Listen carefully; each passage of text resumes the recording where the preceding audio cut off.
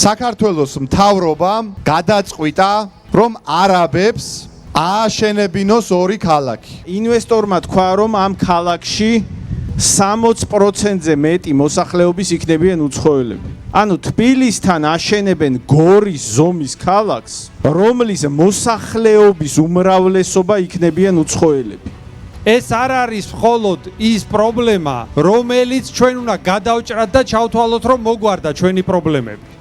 მთელ საქართველოში არის იმიგრაციის პრობლემა. ჩამოსახლება ხდება მასიურად უცხოელების და აქ უნდა შეიცვალოს ეს პოლიტიკა. დგავართ ყოფნა არ ყოფნის საკითხის წინაშე. საქართველოში მიდის არული გენოციდი.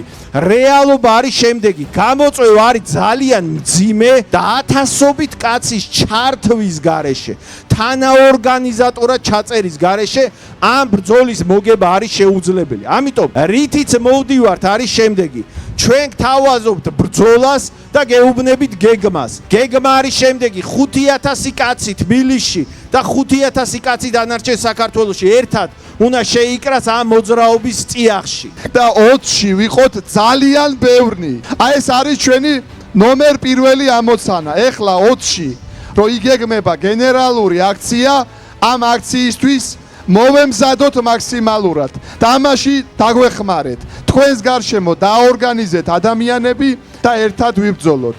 მხოლოდ ამ სტრატეგიით იქნება შესაძლებელი, რომ ხელისუფლებას უკან დავახევინოთ. გაუმარჯოს საქართველოს და არაბული ქალაქები არ აშენდება.